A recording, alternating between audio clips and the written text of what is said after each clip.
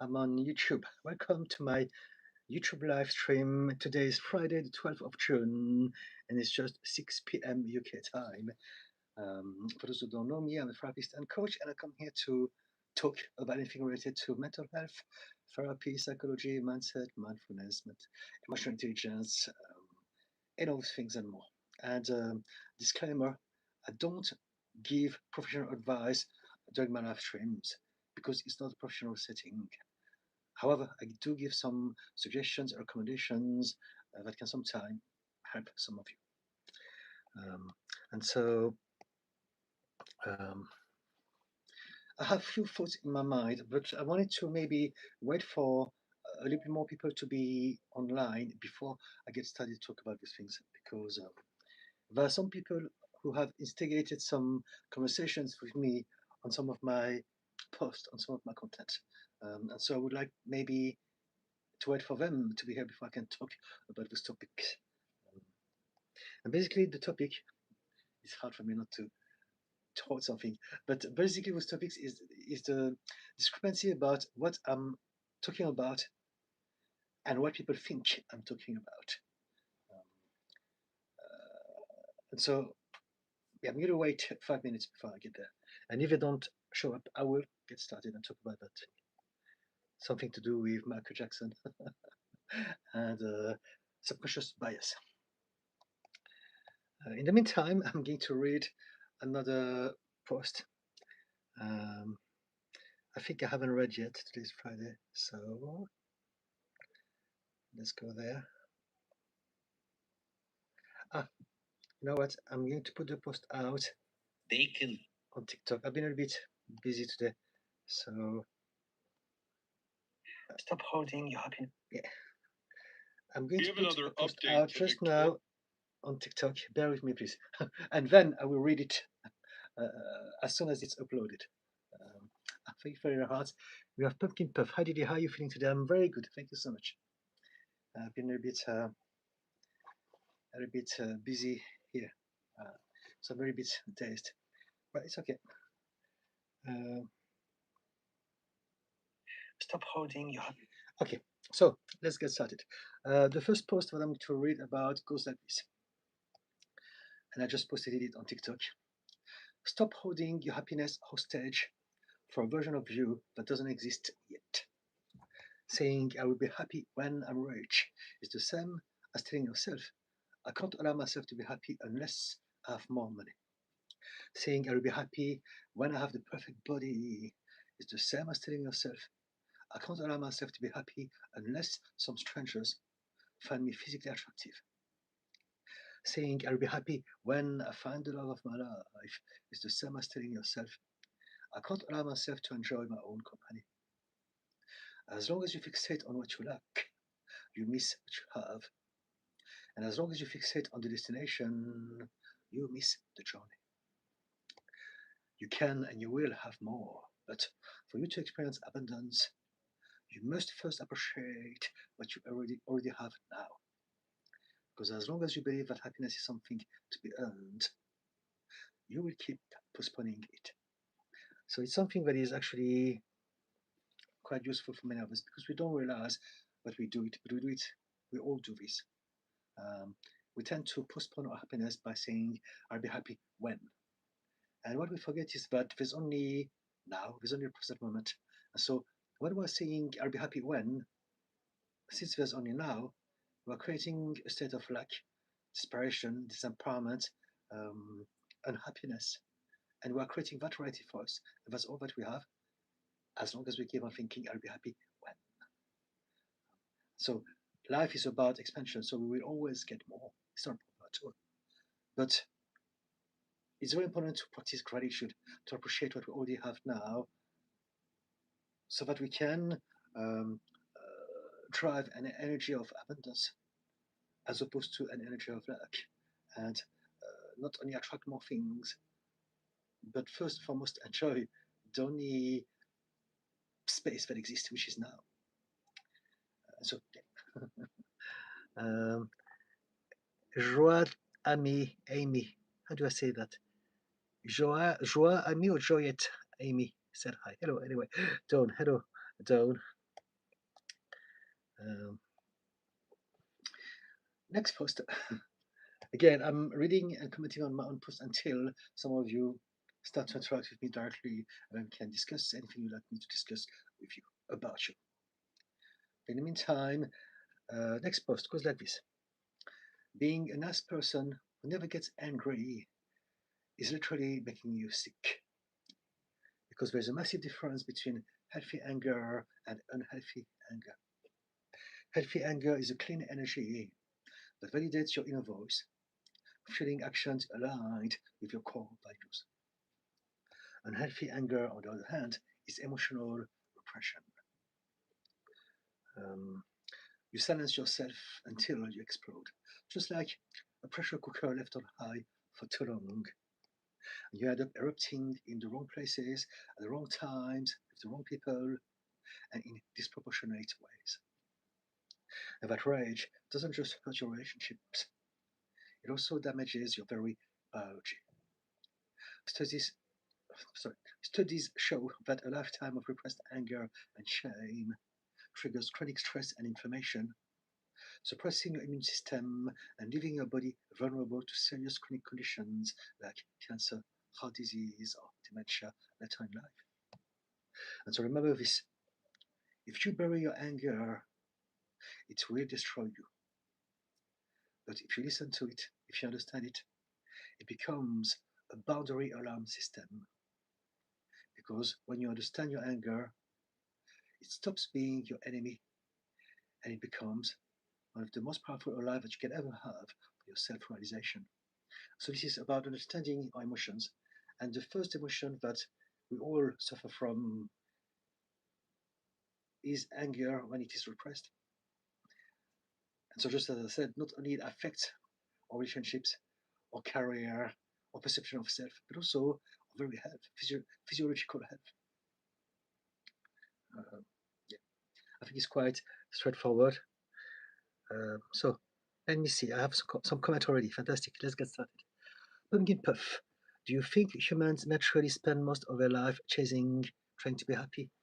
Many of us do, because we don't realize that that what we think about the future creates our present moment. Um, I'm sure that you have experienced this, and everyone that I know, we tend to believe that things are not good enough now, so we can't allow ourselves to be happy until and unless we see the proof that things have gotten better. So yeah, I mean, there's nothing universal. Everyone is different, but I believe that everyone will experience this at least at some point in their life. And for the vast majority, of us, it is a problem for a long time. Because it's not only because when we say human beings,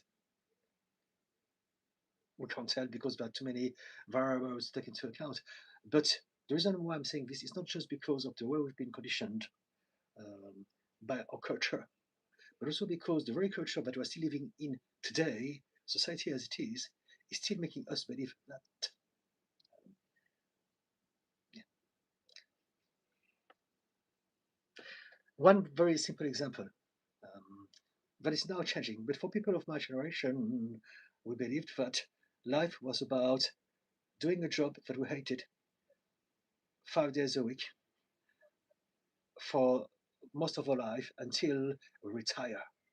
And then once we retired, now then we can chill out, we can be happy, we can enjoy our life, but not before we retire. And so that's one very, very good example of how we tend to be um, conditioned to believe that we don't deserve to have happiness now. We need to prove ourselves to deserve it, as opposed to enjoying ourselves all the time in any which way. Again, we're back into the conversation about worthiness. Many of us, we suffer from believing that we're not worthy because we have been led to believe that we have to prove our worthiness to others. We have to justify our existence. We have to always do something to prove that we're not enough. And this is the capitalist exploitative system that we live in. Um, it shouldn't be like that. Clements, how can I help my brother who has recently diagnosed bipolar? The first thing to do is to learn about bipolar so that you know about his state and what to expect from him. When we are with people who have a condition, unless we really understand what they're going through, we will still, there's a part of us who will still expect them to behave in a normal way. And as long as we do that, we're going to be annoyed, frustrated, scared, disappointed, because they're not going to be what we expect them to be. So the first point of friction is to really let go of any expectations. And it's a big task because there's a huge difference between knowing something intellectually and having accepted it emotionally. And so learn about what bipolar is about. Bipolar, two polarities, can be either in manic or hypomanic states or very low, depressed for a long time. And then the next thing that you can do is to accept your brother as he is. Don't try to fix him. Don't try to heal him. Don't try to change him. Let him know that you are there for him and that if he needs something, you will be there for him. But don't try to push the healing agenda on him because he's dealing with a lot of things already. Um, and so, yeah. I mean, if you was there, do you want to ask me some more specific questions, perhaps? But those are the main things. When we are with someone who has any conditions at all, we want to stop expecting them to be anything else than what they are at this point in time. We need to realize that whatever we are going through, there's a huge myth that we all suffer from. And that's the myth of personality and character. People believe that we have a personality and that we choose to do things on purpose. And it's a big topic that a lot of people will resist because not everyone is ready for that conversation yet. But there's no such thing as a personality or a character. We don't choose to do anything. We have a program that is vastly subconscious and emotional, and that program is driving every behavior, every sensation, every element of our human experience all throughout the day, every day.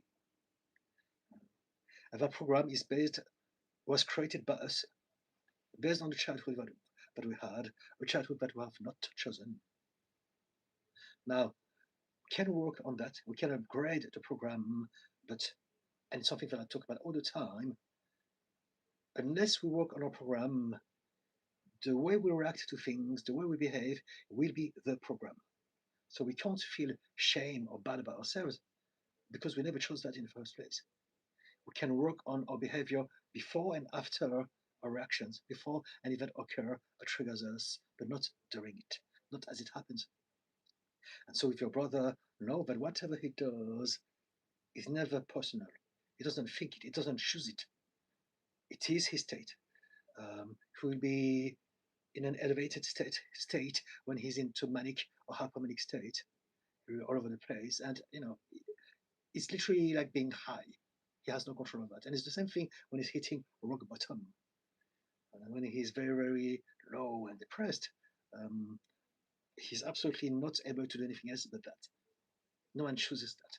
We tend to label mental health conditions as sins. So people who are depressed, they're weak. People who are anxious, they are, I don't know, cowards or something like that. And there's always those judgments that create so much more extra unnecessary suffering to people who already have a lot on their plate. Um, so yes, Clement, does it help? Do you want to ask me more specific questions, perhaps?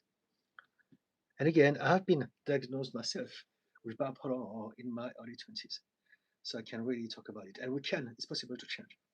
It's possible to create a lifestyle and to also disarm the triggers that are the most problematic in your life so that you can function without those two extreme peaks. It's absolutely possible. Pumpkin Puff. It seems like a lot of people spend most of their time and energy thinking of the possible future or what happened in the past. Yes, most of us we do this because we don't know, we have not been taught that the past and the future are an illusion. Um, and this is precisely what mindfulness is about. Mindfulness is the art and the skill of being present. So first we must be aware that there's such thing as this. There's only now. There's no past, there's no future. But as long as we believe that there is a past and a future, we're going to travel mentally in those places. And because those places are not here, there's nothing we can do about what we're playing when we're thinking about those places. And what it means is that we are at our most disempowered state. If I think about the past and I'm angry or resentful or regretful of the past, all I'm going to do is to generate pictures in my head and feelings and emotions in my body that are going to make me feel regretful or resentful. And there's nothing that I could do about this because I can't go back to a physical place called the past where I can change things. I'm only going to create more thoughts and more feelings that are going to be make me that are going to create a negative experience for me. And it's the same thing with the future. When we are worried about the future, when we're anxious, we're projecting ourselves into a place that is just imagination and is not a place where we can do anything else but to imagine it. However, because our brain can't tell the difference between what is real, imagined, or vividly remembered, then our brain is going to react as if it was real. So now, if we're creating doom and gloom in our head, we're going to feel doom and gloom in our body. That is going to affect our state, and now it's a vicious downward spiral. We're going to create more thoughts, more feelings, more reactions, more filters that are going to create more interpretations about a negative world where we have no power, where we have no other options but to suffer it. But if we can remind ourselves that right here and now is all that there is, and right here and now, we're fine. For the vast, vast, vast majority of us, right here and now is always safe. I mean, right here and now in our immediate surrounding environment. Um, some people may say, yeah, but there could be some danger, yes, in the future. Again, right here and now. This is what I always tell my clients. Right here and now, is there a saber-toothed tiger about to eat your face? Is there a burglar about to break in and shoot you? Is there a zombie about to eat your brain? There's none of this right around now. For the vast, vast majority of us, it's okay. And even we can even find happiness right around now. And we can certainly find gratitude if we train our mind enough to investigate and to find the good things that exist right here and now. And as we do this, that's how and when we start to reveal the abundance that already exists in our life. And as we uh, focus more on abundance, if we can do this, that's how we also attract more in other aspects of our life. What we don't realize is that abundance is everything. When we use the term abundance, most people think about money, but everything is abundant in life. There's an abundance of time, of freedom, of sky, of fresh air, of possibilities, of ideas. I don't know. If you go outside, trees, uh, people, but also things, goodness. There's an abundance of positive stuff, but it's for us to learn how to look at the right places.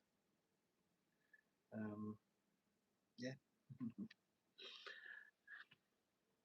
Genji, what a good conversation. How are you today, Didi? I'm very well indeed. How about you, Genji? Thank you for asking. Clemens, thank you. Thank you, Clemens. Sugar free. The audio is pretty low. Very happy to catch you live, but difficult to hear you. Okay, guys, if you can't hear me, let me know. Just let me know. People who are my regular watchers, let me know about the audio. I should ask this every time because there's always some weird people out of nowhere who tell me that of things, and then we realize that there's nothing wrong with the audio. And so maybe it's on your side. Check your phone. If I have some comment about people that I know who are telling me that indeed they can't hear me, then I will start to investigate in that direction. If not, maybe check your device. Uh, Sugar free. Don Woodland. Bipolar can hit you like a tornado if it is not easy. Yes, absolutely. Do you have bipolar yourself? You know, bipolar is very, very, really intense. Um, we are either extremely high on life, we have something called grandiosity, we are super excited, we feel invincible, or we are absolutely flat. And it's not about being happy or unhappy. It's really the states that are not only very intense and very deep for a long, but they last for a long time. It's not like one day of it. It's many days. You have to account a volume of many days of being super high and unable to control yourself, being hyper impulsive. Um, so, for instance, some of us will be hyper asexual, or we may be gambling, spending all of our money on cryptocurrencies or shopping online, or whatever it is, being extreme and being super positive, feeling like a superhero and unstoppable. And the other side of it is when we are very, very in a very dark place. We have no power, we have no energy, we have no hope, and it's really horrible. I've been in those states, both of them, uh, a lot in my past. And when I was hitting lows, for me, it would last a month. I think the longest period of depression that I had was probably a year, like a whole year, living in like a ghost, having hallucinations, psychosis, talking to spirits in my room in Camden in London. Um, and yeah, not nice at all. Pumpkin Puff, what are the difference between BPD and bipolar? The main difference is that BPD is a personality disorder, borderline personality disorder, whereas bipolar is more a disorder that is happening subconsciously. Um, there are fluctuations of chemicals in our body that get us to end up in the state, but we don't know. It's not associated to our personality. It happens out of nowhere. The triggers are invisible to us. We don't know why. Whereas with BPD, we know why.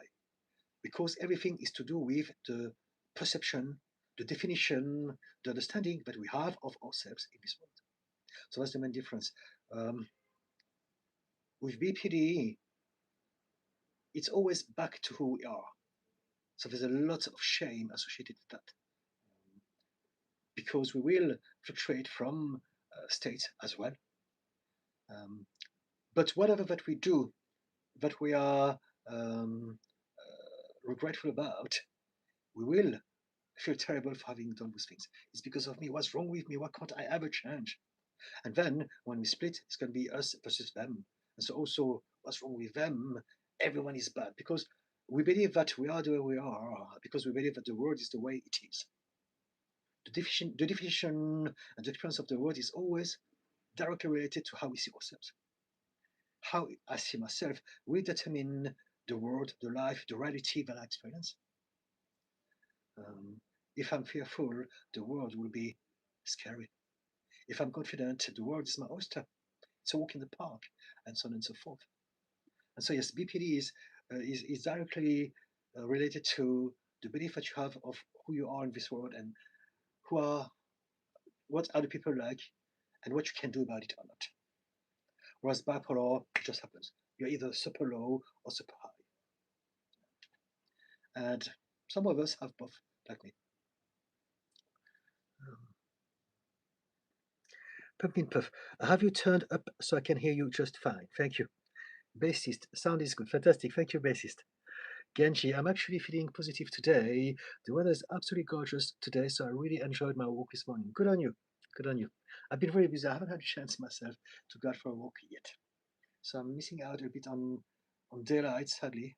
But I will go out after the live stream at 8 o'clock. So I'm probably not going to be any sun left. Maybe a little bit of daylight, not much. But you know what? That's how it goes. I have different priorities, and yeah. But I'm happy for you that you did it. Bassist. Hi, Didi. That sounds like a challenging time when you were extremely depressed and experienced hallucination for around a year. Can you share with us how you managed to come out of those dark times? So this is the thing. I understand your question. I'm often asked, how did you manage? But in reality, this is something that I've experienced all my life. And so there's not like something magic that gets me to come out.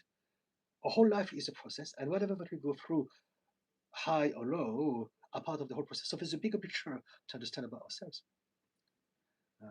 And so basically, I have always struggled with this state from the age of 12. And all my life, I have learned how to understand more about myself. So I was not always in a state of discovery, curiosity, and empowerment. On the contrary, I suffered a lot from not understanding, from experiencing those things. But I think that through our life, we are constantly expanding either through the cognitive understanding of what is going on or just by experiencing it emotionally. whatever we experience is still a lesson. That's what I'm trying to say. And um, so I've always been through ups and downs. Now, I mean, that situation that I described is only one of them. I had tons of them, like really a lot from a very young age. Um, and so how did I come out? It's not that I came out. You always come out and come back in. You always fluctuate. And then eventually, at some point, you have learned enough, you have experienced enough, and you are ready to move up to the next phase. And that's when things are going to get different. But those transformations were ongoing all of our life. Um, and I know that sounds very confusing, but the reason I'm saying this is because I had a big aha moment in 2000. It lasted a few months, so 2008, 2009, and I know precisely what it is. And very often people ask me, when did you stop taking drugs and alcohol and being angry and volatile and insecure? And this is the moment when things really changed for me, because that's the moment where I stopped the drugs and the alcohol, and that was the most life-changing event that happened in my life. And so people ask me, what happened to you? But here's the thing, people believe that what happened to me is the reason as to why I stopped. It's not like that. What happened to me was the culmination of a series of events that started from the moment I was born. That's what I'm trying to say. I'm trying to debunk the idea that there's a magic pill, there's a magic thing that's going to change your life like that. Our life is constantly changing, it's constantly progressing, it's constantly gathering more information, whether the information is enjoyable or unpleasant. But they're all still information about our experience. And then when we encounter those aha moments, those epiphanies, they're great and they're important to talk about. But they're not more important than any other moment before that. Because for me, in order to have made the most of that opportunity, of that luck, I had to go through everything else beforehand. Hope it makes sense. Everything led me to the next moment. And so, in the exact same way, how did I come out of that dark period that lasted me a year? I think it was in 2003. Um, there was a huge heat wave, something to do with the planet. I remember that. Um, and it's not that I came out magically because of something. I've been through that and I came out of it just like I've done with all the other times. However, in 2008, because I have stopped something that will alter my very chemical state every day, which is the drugs and alcohol, now things changed substantially better. um, but again, it's not just that event. I really strongly believe that our life is a journey and that every single chapter of our life is as important as all the other ones, even if they look bad, even if they look uneventful, even if they look like we're wasting our time. Very often we tend to say to ourselves, especially maybe people like me, I'm wasting my time, we have a lot of guilt, I should be doing this instead, what am I doing with my life, I should have reached that level of success, that level of ambitions or whatever it is. And we compare ourselves with other people. But as we get older, if we can look at ourselves from a different perspective, we will realize that actually every single moment, every single year, every single month, every week, every day, we did something that was important. Maybe not in relation to that career, to that goal, to that thing we want to prove, to that thing that we want to prove to some people, but we're always doing something that is valuable and important to our human experience, and we only realize this with hindsight. So I hope I answer our question, bassist. Does that make sense? I can absolutely tell you about the epiphanies, but for me, it's more important for people to realize that all moments matters, because otherwise, we're going to do like the post that I was reading about at the start of that live stream. I'll be happy when. If we believe that there are magic moments, we need to wait for this magic moment. And we don't realize that all moments are magic. Even if it sucks, even if it's dark, even if there's nothing happening, even if I'm bored, even if I'm suffering from procrastination or whatever, it is still something that we are experiencing that exists for a reason, and that we can look back with gratitude and realize that it was something that was important to happen because it taught us something. Does it make sense, bassist? Pumpkin Puff. That makes sense with BPD. I feel like my reaction is very logical, even if I'm thinking in black and white. Yes, the black and white is logical within your frame of thought. It is the system that you understand that creates your reality. Your whole reality is black and white. It's a binary mode, right or wrong, true or false, good or bad, friend or foe, lover or someone that I need to destroy, and so on and so forth. Uh, it is that system because you are on a constant survival mode, and so your brain needed to create a system that was quick. I need to know straight away: are they on my side or are they not? I don't have in that moment the luxury of intelligence. I can't just say, oh yes, but you know what? They're like this, but it's not. It doesn't mean it's not like that. No, right here right now, I need to know: am I safe or am I in danger? That's it. And so this is why we split. This is why the black and white binary thinking. And in fact, we all suffer from that in some capacity. Now, of course, people with BPD or anxiety or unhealed trauma, much more. But we all are limited by black and white thinking. And we would all do well to learn about dialectical thinking, which is the idea that more than one truth can coexist, even when they are seemingly contradictory.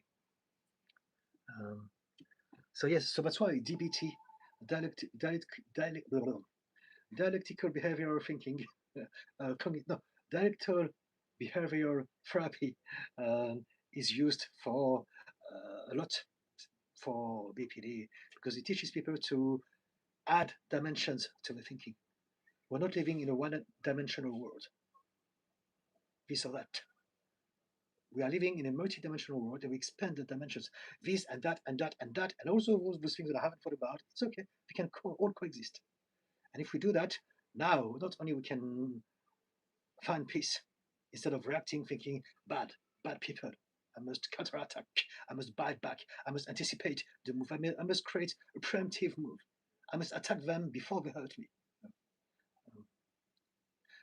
But also, if we can learn how to do this, all of us, we can learn how to um, reconnect with other people instead of fighting one another, instead of believing that there's us versus them, there's the good people versus the bad people.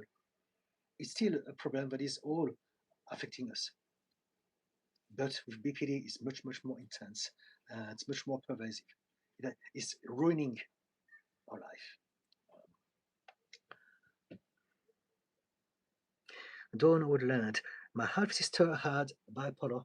She thought her dad was Elvis. Is that common? We can have all sort of delusion. So yes, we can have some illusion, psychosis, and delusions. So for some people, yes, it may happen. It's not that it's common or not. Every condition is a spectrum.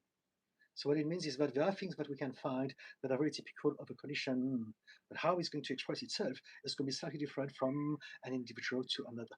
And there are a lot of things that we don't even find.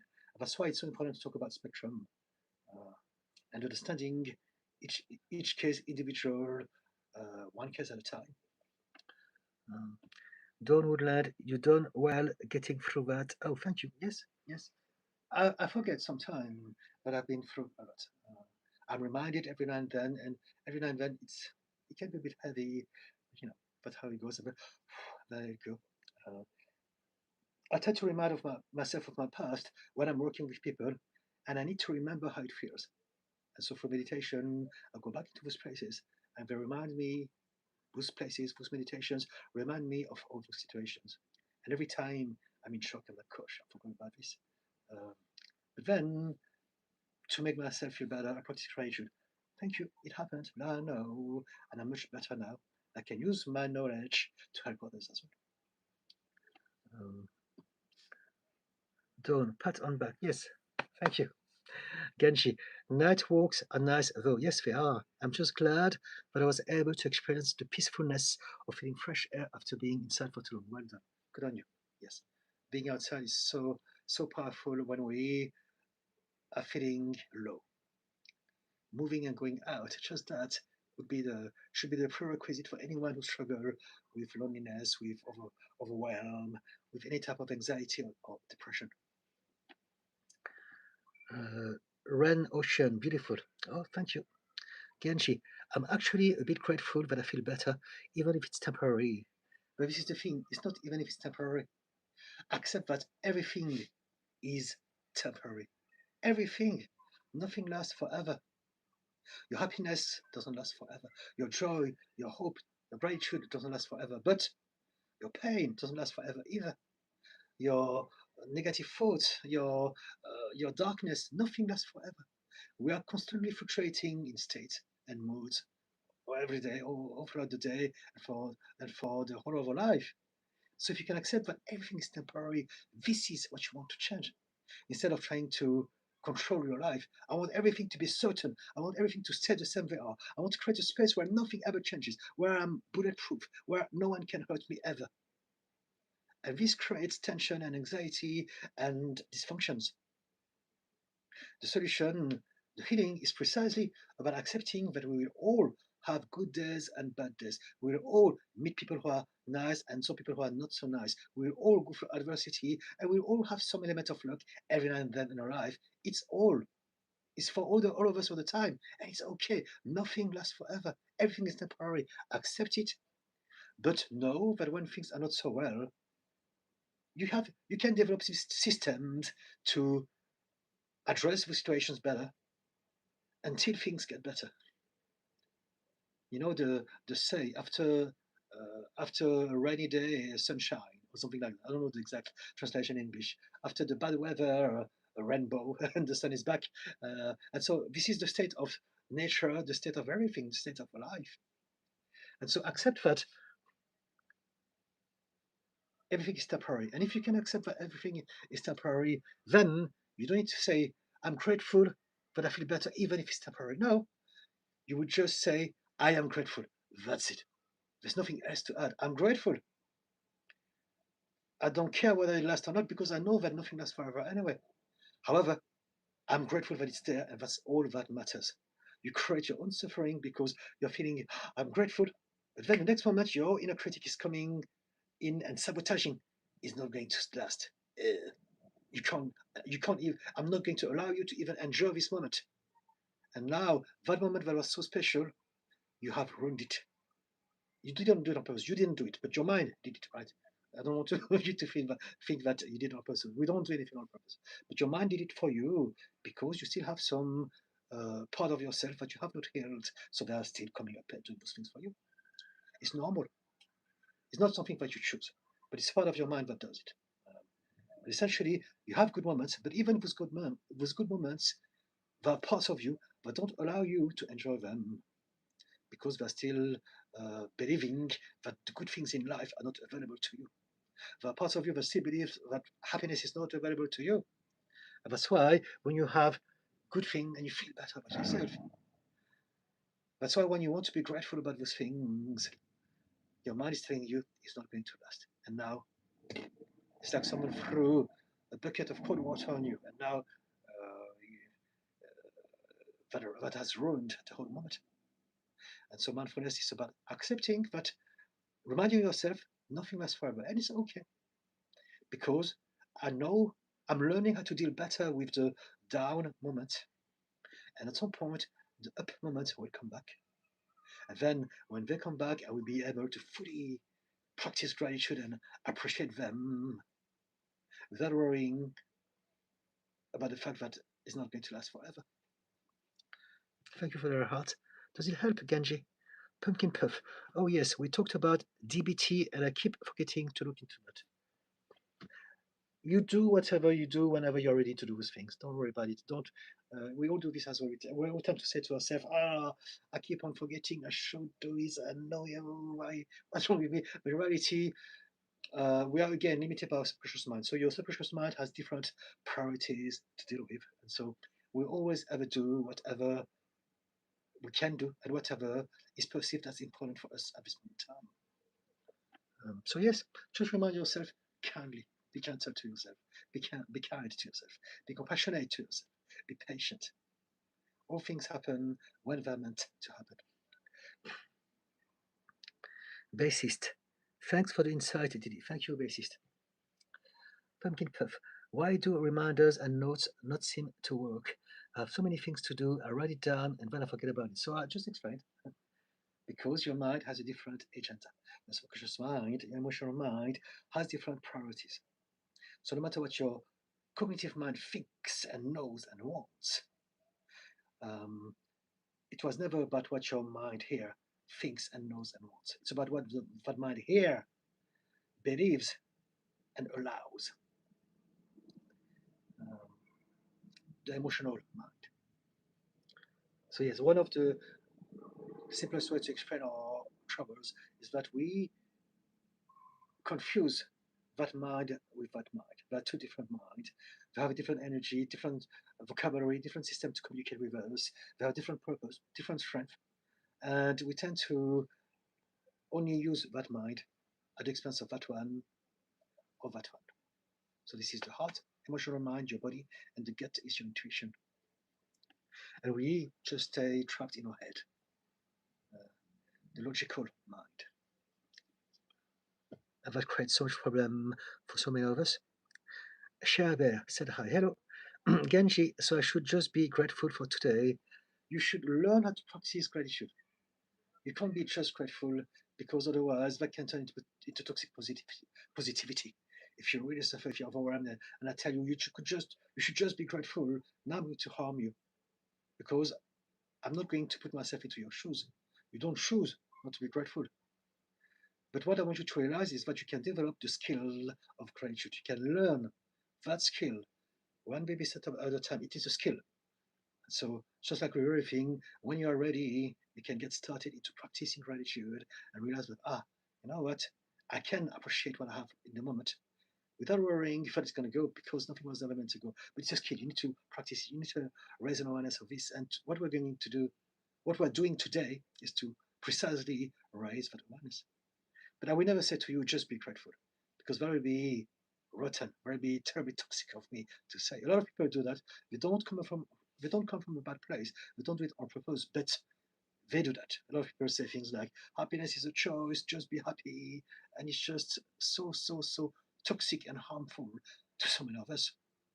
If we suffer from conditions, depression, anxiety, we won't be able to understand that, and that will harm us. And that's why I often talk about toxic positivity. And that would be the perfect demonstration of it if I said to you, just be grateful for today. Not everyone has something to be grateful for. Not everyone is able to be grateful. However, the idea is that you can develop that skill so that it makes your life easier and better. And the first thing that you want to remind yourself is that nothing lasts forever. Just that. Kenji, haha, yes, my mind tend to ruin a lot of things. Yes, we'll do that. That's the whole work, is to realize that we have systems inside of us that sabotage everything. But what we want to remind ourselves is that all of those problems, all of the systems that sabotage our happiness, they were all originally designed to protect us. Everything that we suffer from was originally a protection, defense mechanism from something. But back then, we didn't know any other ways to protect ourselves from those things. So we've created all of those uh, triggers and blocks that are subconscious and emotional that, unattended, develop and escalate into further problems in our adult life.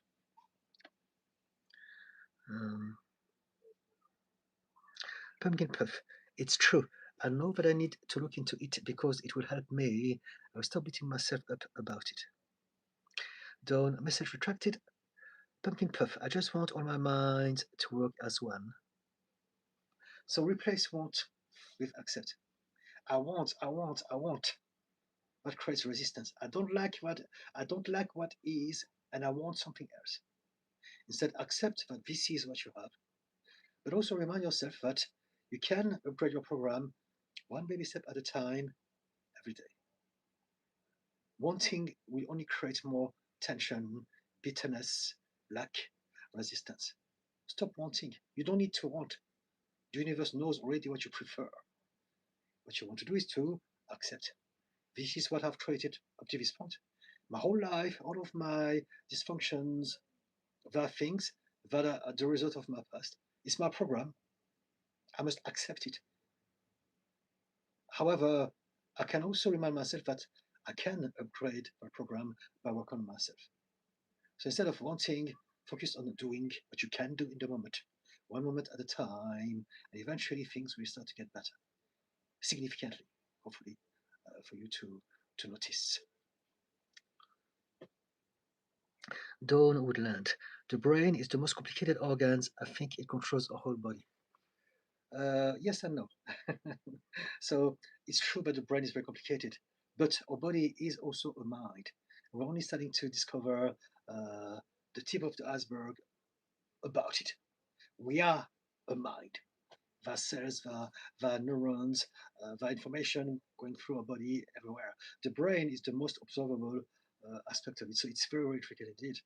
But the reason why there's a yes and a no in my answer is because even though the brain is amazing, we don't know anything about it, it's still only one aspect of us. And when it comes to mind, the conscious mind, so it's not just this or that. We're not like Frankenstein, but the conscious mind is only 5% of our mind. The subconscious mind is 95% of our mind. And the subconscious mind involves our whole body, not just our brain. But again, it's not just this or that. Again, in the brain, everything is intertwined. And so maybe my discourse would be to highlight that it's true that the brain is fascinating, but so is our whole body, our whole self. There's so much more to what we think we know about ourselves. I'm not dismissing that the brain is not powerful. I'm trying to highlight that everything else also is fascinating and amazing. Kevin, hi Didikan from Philly. Hello, Kevin. Genji, it amazes me to think about how it's easy to break something in seconds, but it can take decades to heal from that. So again, yes and no. So in the experience, you may think that it's like that, but in reality, you're only looking at the superficie. Whatever seems to be broken is not that we only notice certain things. Let's say if you're in a relationship, I don't know if that's what you had in mind, but sometimes it takes a lot of time to build to build trust with someone, and it only takes one lie, one cheating instance to destroy all this. So we say in those moments, it only takes one little thing to dismantle something that took so much time to build. But it's not true, because the way that I see it is that if it was so easy to break, it means that the foundations were never solid to start with. It means that there were always doubt, there were always insecurities, there were always expectations, there were always limiting belief. So it was never there. We like to believe that. We are tricked into believing that things are like that. But if we look deep into the foundations of everything, then we realize that no, it was meant to happen. If you see things with my eyes from an emotional, subconscious architecture perspective, then you would see that things are never what they seem to be. Um, to me, everything that happens was always meant to happen. And all the things that didn't happen were not meant to happen, or not meant to happen yet. When we believe that I'm losing everything because of something that I said, again, we're just looking at the surface. It was always going to be like that. So it was always going to end up like that from the get-go. I hope it makes sense, Genji. But if you can give me some specific example of what you have in mind, we can discuss this. Maybe you're thinking about something else. I don't know. Pumpkin puff. So I need to work on accepting things are what they are. You need to accept that this is the program. Remember, we talk about the program. You must accept that what is happening now is not that it is what it is, because there's no such thing as one reality. We don't want to be disempowered and believe that we're defined by a fixed reality we can do nothing about it. What we need to realize is that the reality that we're experiencing is the result of our program. So this is what we accept. Accept that this is your program. Whatever you suffer from, whatever is limiting you, whatever is holding you back is your program. That's it. You can upgrade your program, but in the moment, accept that there's nothing you can do in the moment about it. That's what I mean, right? Things are what they are for now because your program has not been updated yet. I can work on things, but I can't force control. No, we can't control anything, and forcing never work, or at least it never work for a very long time. It never creates anything good. If we force things, we can make things happen, but we're forcing, so we're creating blunt trauma, and so there's got to be some negative effect out of this. So typically, if you want to force a kid to do something, you're going to punish them, you're going to create a reward system, and that creates a lot of, again, complications here, because now they are only obsessed with external validation or the fear of being punished, and that's a trauma. Whereas if you teach kids to trust themselves and to follow the flow, that's a whole different energy, and there's a whole different level of results that you wouldn't get through forcing. And remember, we don't control anything. Control is an illusion. We suffer from the need to control, from that illusion.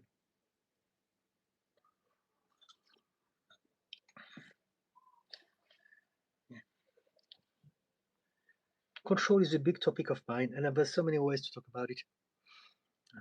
But we need to let go of that illusion. Dylan, are there any natural supplements or herbs that you find helpful for mental health? I'm currently trialing NAC for anxiety/OCD. I wouldn't know. I don't do any of those things. I understand about nutrition, gut health. Those things are very important. Herbs, I don't know about. For me, it's like there may be some things that work for some individuals, but there's so many parameters to take into account. I believe that we must address the big things first. So if we're talking about absorbing some food, instead of thinking about the magic herb, I think about the nutrition. What do you eat? The whole of it. It's like when I was a personal trainer, we would do some food plans for clients. And so, but people will always ask me things like, what sort of vitamins, what sort of supplements, what sort of magic pill should I take? What sort of superfood? And they will only focus on those things: the superfood, the super diet hack, the magic pill, the magic supplement. And that'll be only that compared to the whole nutrition.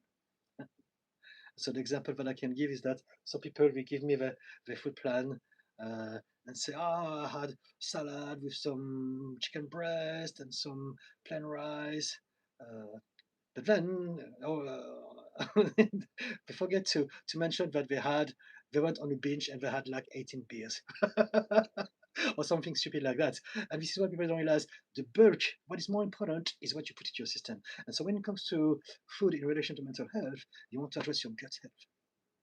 Super important because your gut creates the majority of your dopamine and your serotonin. And so you really need to have a healthy gut in order to have those chemicals to come and help you when you need them. And so junk food, carbs, do you have enough fibers in your diet? Do you fast? Probiotic, prebiotic? Do you have a lot of diversity of plant-based vitamins from the food? This is, do you hydrate? This is so much more important than little herbs. The little herbs are really think about the picture. It is very important.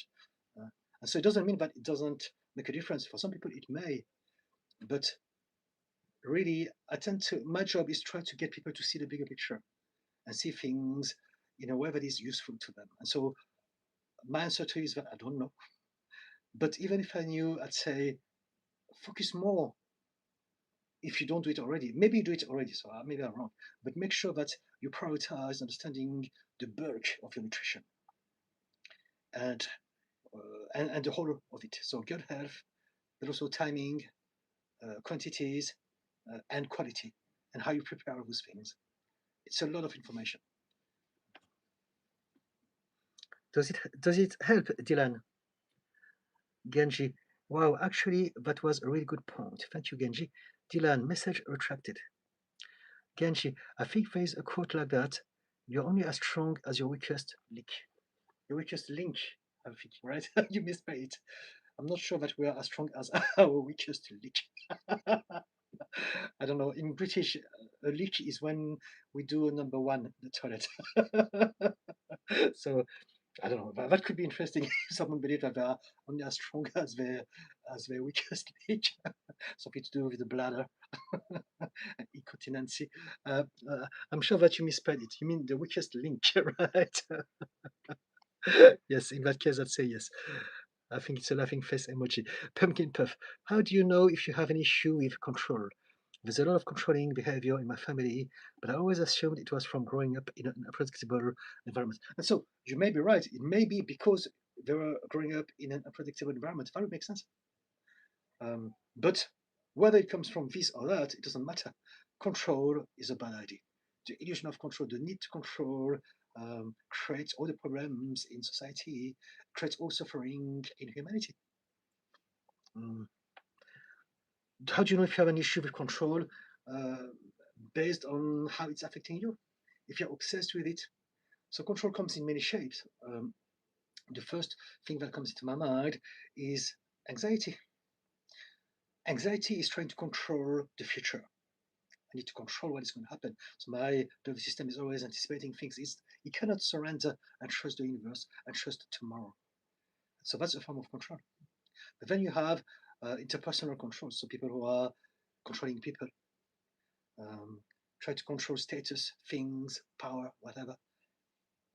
Control is going against the fundamental laws of nature, which is nothing lasts forever, everything changes. So when you control, you're trying to keep something static, and nothing was ever meant to stay as they are. Things are always meant to fluctuate and change.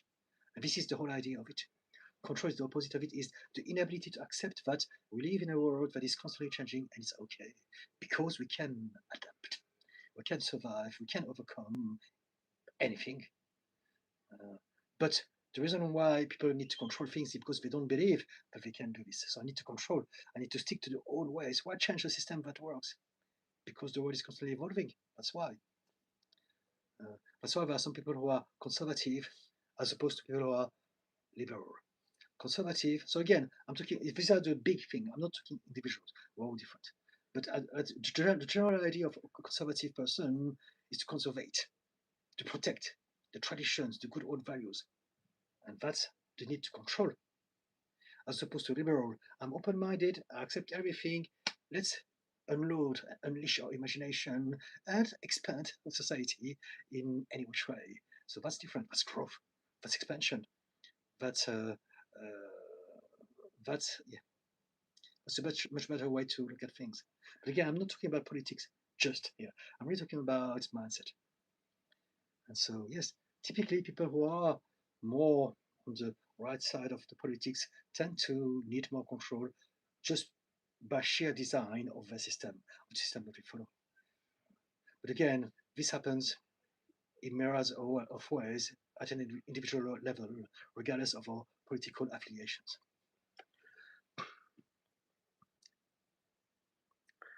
Pumpkin Puff, how do you know if you have an issue with... Okay, so I read that already. Dylan, message retract. Okay, something that I said, I hope I didn't upset you, Dylan. Genji, haha, yes, I meant link. I will recycle that joke. Pumpkin Puff. What causes people to desire control in both their life and in others? Fear. Control is born from fear. The fear of not being able to deal with the unknown and the unpredictable. So you need to control. If you have a growth mindset, if you have an open mind, an open heart, then you don't have fear. You're going to say, come on, bring it to me, universe. I'm going to have fun. Whatever you bring to me, I'm going to either have fun or I'm going to learn something valuable about myself. So whichever thing you give me, I'm okay with it. So I don't need to control anything. I'm open. I'm flexible.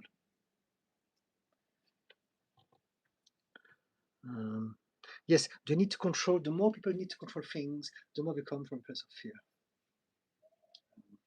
Some people, they need for everything to make sense, to be logic, to follow some sort of common sense. And that's because they need to control things. They're scared of what we don't understand. Again, some people When we could talk about mental health, some people on the spectrum are like that because their brain is not designed to deal with uncertainty. If you are autistic and you've had trauma, now it's going to be very difficult for you uh, to not need a system so that you can navigate through life with that system, to understand the how the world is designed. And that's why many of us know people or are those people.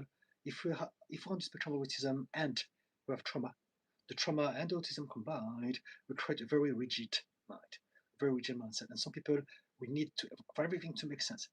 Otherwise, we get angry. Otherwise, they refuse it. Otherwise, they attack it. Uh, Instead of having flexibility, imagination, and open-mindedness. And it's not their fault, but this is what happens often. Um, Kevin, is it here and now? Any suggestions? What are you talking about? What are you thinking about, Kevin? Is it here and now? Any suggestions? I don't know what you're referring to. Could you drop me a comment to tell me what it is, Kevin, please? Is it here and now? Any suggestion? I don't know what you mean. Pumpkin puff. Also, it can be from your mindset alone. It doesn't have to be from trauma. What are we talking about? Control. Yes, no, it is all connected. The mindset that we have is down to our heart set. And so if we have trauma, the trauma will force us to be in a certain emotional state, a state of survival that will limit our choice of mindset, if it makes sense. Uh, Nothing is from the mindset alone. But if you don't have trauma, it can be other things. Nothing is ever just one thing. It's just about looking at a thing from a certain angle, and the way we define that thing will be defined by the position of the observer. Um, Dylan, do you have a preferred type of therapy for trauma? Yes, the system that I use. So I'm a therapist myself, and I use RTT, and it stands for Rapid Transformational Therapy, and it's kind of hypnotherapy but on steroid. So we hypnotize people back into the memories of the past when they have created the original trigger block belief that is creating a lot of problems in their life. And my job is to disarm that belief, to to uh, to talk to the nervous system directly, so that it doesn't believe that it needs that system anymore. Um, so it's not the only thing. A lot of people have experienced EMDR very successfully, and there are tons of different somatic kind of therapies, but also seems to be very beneficial for many people. However, there's not one system. I always say this: there's not one system that is better than others. There are only a lot of different systems, and it's for you to find out which one is best for you at this point in time. It's not like uh, which brand of something is best. We can't decide this because there's just too many parameters to take into account. And so really, um, again, there's not one system that can fix everyone, not a single one. However, there's at least one system that will help you at this point in time in your journey. It's for you to find out which one it is. If you ask me, I will tell you what I know. So what I know is the system that I use with my clients in my practice. It's called RTT. Um, my therapist offers EMDR, but my psychiatrist recommends somatic therapy instead. So again, they're both right, they're both wrong. It's not no, they're not both wrong. They're both right in the sense that they are sharing with you what they think based on what they know, their experience, or what they heard from people telling them was better than others. But again, they don't know because they're not you, and only you will know when you try those things. That's it. Um, I was under the belief that EMDR was somatic therapy thoughts. So yes, EMDR and RTT are types of somatic therapy. We address emotions, we address how you feel. Um, but there are other types of, there are many different types of somatic therapies. Um, some of them are about moving, about making sound. There's all sort of things that you can do. It's for you to do that job, that journey, that exploration. All I can say, I can tell you about the things that I do within the protocol that I know and use every day, if you want. Um, I have addressed a lot of cases very successfully about all sort of trauma, including some very, very bad ones. So I know but RTT works. Now, again, whether it's going to work for you or not, it's all a different thing. Whether it's going to work with me or with someone else, it's also a different thing. You need to find not only a protocol that will work for you, but also the right person for you. It's very important to have some sort of emotional connection with the person who's going to work with you, whatever system it is. Otherwise, um, it's not going to be as good. And that's why, again, we need to remind ourselves that any and all of the systems are just tools. That's all they are. And so the practitioner of the tools is, in my eyes, even more important than the tool itself. Dylan, I am autistic and have trauma. Okay, so yeah, life is tough. I'm sorry to hear. Life is tough, man. My husband is the same. He's autistic and he has been traumatized. So I understand many things that you may have experienced or that you are experiencing now. Do you think there is a specific type of therapy that will help most? I try to embrace meditation and spirituality, but there's a lot of confusion. You need to find the right person for you. You need to find someone who understands you and and someone that you can trust and that you feel good with. That's what you need, especially if you have autism, because not everyone gets it. A lot of therapists, no, therapists are just people, and there's no regulation in the world of therapy, so anything goes. And I know a lot of therapists who are not very good at what they do professionally, but also who are not very good as human beings because of their intentions or because they haven't healed their own wounds yet. And so we are limited by ourselves. So we can only help others to the level of which we've been able to help ourselves. And sadly, I know so many therapists who ended up in the profession because they wanted to deal with their problems, but they didn't address them because it's easier to turn your attention away and try to fix others, thinking that it will fix you. But in the end, they're not able to help people as best as they could because they are carrying the wounds still inside of them. And so all of this to say is for you to talk to people and find out who you believe could help you, who do you feel comfortable with. You're autistic, so listen to intuition, listen to how you feel, follow your feeling, follow your intuition. Because you're autistic, you can see things that a lot of people will not see. You can perceive facial expression, energy. So follow those sort of information. Kevin, I am in the here and now. Good for you, Kevin. Not only is the best place to be, but it's the only place to be. So it's not about being or not being. It's about being aware that we're here and are not. But yes, I get it. You're not in the past or the future. I get it. That's what you mean. Fantastic. Good idea. Pumpkin puff. Control equals fear of change, which causes stress. If we all had open minds, humanity would be happier? Question mark. Yes, yes. If, but such is the nature of us, the human nature, and this is what we have to deal with. But it's true that if we're all healed, things would be different. However, if we're all healed, there'll be other things happening. The universe is constantly expanding and changing, and so it needs to have some contrast. And so if suffering doesn't happen like that, there'll be other types of adversity and challenges for us to address.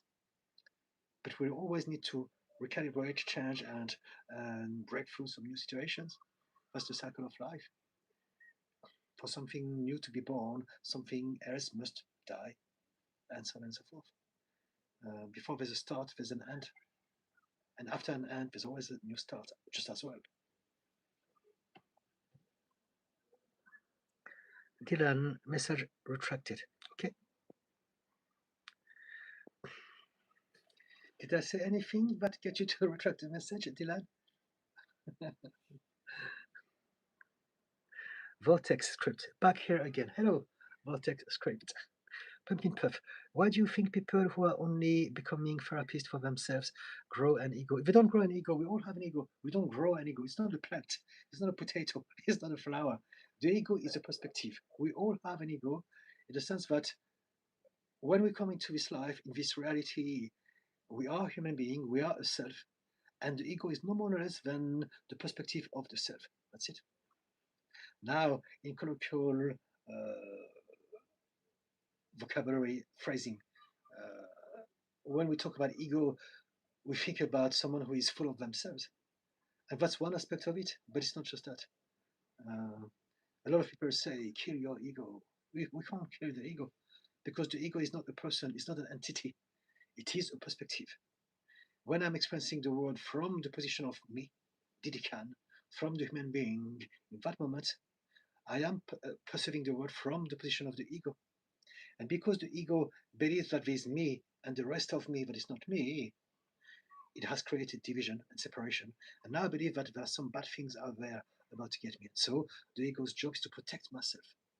And that's when people get confused and think that ego is a bad feeling for yourself only. The ego protects ourselves because it believes that there's a separation. And so um, that's that's where most people understand ego. Um, that's that's what most people understand about ego. The ego is there to protect ourselves. If someone is going to say something about me, if I have emotional intelligence, I'm not going to take it personally. But if I don't have emotional intelligence, my ego will protect me by saying, it's not true, I didn't say that, it was just a joke. You're such a snowflake, or some things. Um, yeah, so that was for Pumpkin Puff. Dylan, thank you so much for answering my question. Of course. Dylan, no, I'm sorry. Sometimes I think over my questions, but I ask in chat and I think of a better way to word it. Okay, thank you. Thank you. Genji, haha, is not a potato or a flower. Vortex script. By the way, during examinations, what is actually important? For example, sometimes I feel like sleep does not matter. Like, what do you think is better if you are like unsure, if you learned or revised? I don't understand your question. Let me have a sip of coffee because I'm very dry and then I need to go back into it.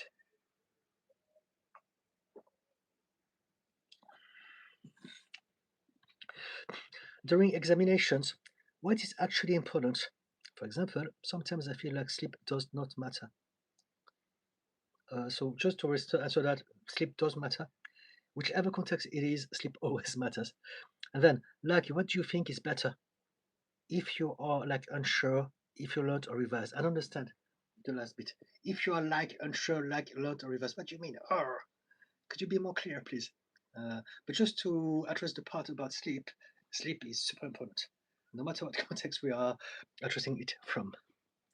Genji, I'm going to say that now if people ever tell me I'm growing an ego. Yeah, no, we don't grow egos. The ego protects ourselves. And by learning about self-awareness and emotional intelligence, that's when we can, every now and then, bypass the ego. We don't kill it. We just look at things from a different perspective. And so when I'm overwhelmed by life, I look at myself. I look at things from my perspective. So I'm going to be the ego. And if I'm in a state of survival, fear, reactivity, now I'm going to protect against everything and react and get triggered. But if let's say, if I meditate, if I'm in a happy, calm state, then I can look at myself from the outside. In that moment, I am no longer the ego. I'm no longer the self. I'm no longer the human being. I'm no longer the Khan. I am the observer of myself. I am the observer of my thoughts, the observer of my emotions, the observer of my behavior, the observer of my personality.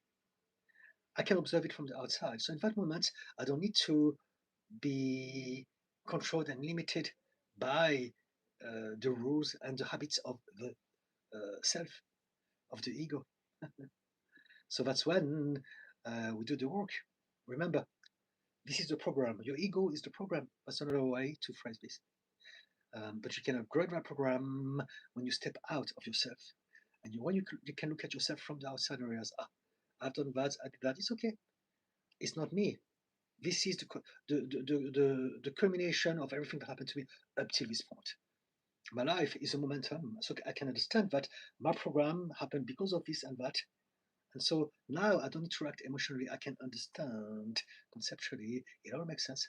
And then I can address what belief has been holding me back and what I should be upgrading when I come back into my shell of the ego as a human being. And so anyway, I'm realizing I have that belief.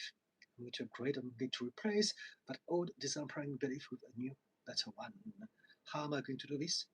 It's different, but that's the next step. Finding the system. Um,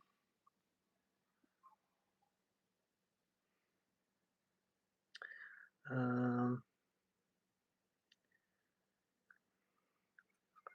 Vortex script, equations or not? Dylan, do you offer in-person or virtual therapy? If you don't mind me asking, where are you based? Thank you. I am a therapist, so this is what I do for a living. I come on YouTube twice a week to give karma some payback. But I do this for a living. If you would like to have a discovery call with me, um, there should be a link on my bio to my website. So you can go there, and from there, send me an email. We can organize a discovery call. It's free, and we chat for half an hour, and we find out whether or not we can work together. And then things may continue or not after that call. But this is the next step if you are interested. And I do everything online. So I live in London for the time zone, if you need to know. But I'm quite flexible with my timing anyway. But I do everything with Zoom. I stopped having an office space since the pandemic. Now everything is online. It's much easier. So there you go. Clemens, my brother, bipolar, is depressed. He thinks he will never heal. Yes, when we are in a state like that, that's what we believe. When I was at the depth of my depressions, I did believe that my life has always and will always be like that, and there was nothing I could ever do about it. It's our truth in that moment. So what I would say is tell your brother what you feel is your truth and it's real. I acknowledge it. I know that this is how you feel and it sucks. And I'm so sorry that you're going through this. However, I want you to know that a lot of people, just like you, have been on that path. And just like you, they felt terrible. They suffered, they hurt, and they hated it. And they really believed, those people, that nothing would ever change. They really believed that that's all that they ever deserved and that they could never ever change, and yet many of them have changed. And so acknowledge that his feeling is valid, his experience is valid, but also tell him a lot of people who believed the same thing as him have changed and realized that it was only what they felt and what they believed then because of their very state. If you're depressed, that's what you will be thinking of yourself. If you're anxious, you'll be living in a state of anxiety. In that moment, that'll be your truth. There's nothing that you can do but feeling the anxiety or the fear, and so on and so forth. Whatever state that you have is precisely designed for you to experience something in terms of emotions and also thoughts. And so acknowledge that you accept his truth, but tell him that it doesn't have to be like that. Nothing lasts forever. This is what you believe at this point in time, but realize that things fluctuate all the time. Even when we are suffering from depression, I didn't know this myself because I have never met anyone who told me that. It's something that I discovered myself. But the way that I address people is the way I wished someone talked to me when I was in those dark places. And so the way it goes is that even when we're in very dark places, we're never rock bottom forever. There's always some fluctuations, even if it's micro changes. And the reason I can demonstrate this is that if I speak to someone who suffers from depression, I tell them, so you feel like shit, but I want you to know that sometimes you feel worse than that. And so if you feel worse, it means that you also feel better in other times. There is a contrast, even if it's small. Now, we don't care because the truth of the matter is that whether it's slightly better or slightly worse, it's still bad, it still sucks. And that's why we reject uh, being positive because it's all dark, no matter if it's slightly better or not. But this is the exercise. We must realize that there's still a contrast. And if you can focus on the slightly better, even if it's just for one moment, even if it's not that much, it's still slightly better than slightly worse. And the whole point of it is not to celebrate that moment, is to develop a skill, is to create a momentum. If I focus on slightly better in this moment, and the next moment I still focus on slightly better, and more and more and more, I'm going to learn how to be better at finding the better in the now. And eventually over time, I will become better at that skill, and I will accelerate the momentum. And at some point, if I do it for a long time, there will be some moment of acceleration, and then now I can really see the difference. It's a process that takes time and repetition. And it all starts with this moment right around now, and the realization that for any situation, there's always two sides to the coin. There's always a side that makes you a little bit better when you look at it from that side. And there's also always another side, but it makes you slightly worse when you look at it from that side. And so it's for us to find out which side is slightly better. And if we are really in a dark place, we may not be able to find slightly better. So we need to rephrase how we think of it. What is slightly less worse? It's all about contrast. Everything in our life is about contrast. So I don't know if you can repeat this to him. If you want to show this video to him, that's also a different thing that you could do. All of my live streams are to be found on my channel the following day, to be replayed. So it takes typically 24 hours or so for YouTube to upload my live streams. But if you go on my channel, every single one of my live streams are there. So if you find something interesting, if you want him to watch it, you can always show him from tomorrow. And make sure to subscribe if you haven't yet, so that you don't lose me. Does it help, Clement? Pumpkin Puff, you don't think that if someone with issues themselves but judge others have an ego? So again, this is what we say colloquially. When we judge others, it's not because we have an ego. We judge others because we have some belief, some habits that get us to judge others. That's it. It's not because of the ego. The ego is the perspective of the self. So that there's a lot of overlaps. A correlation is not a causation. Nothing is just based on that. And so when we judge others, we are coming from a place of ego. But it's not because of the ego. The ego is only one element of many others, and altogether we create that process of judging others. Does it make sense, Pumpkin Puff? Vortex script. Like when you are in a state of not knowing if you are ready for tomorrow, you feel the tension to revise equations, so you end up spending the night up to 4 in the morning and then sleep for 3 hours.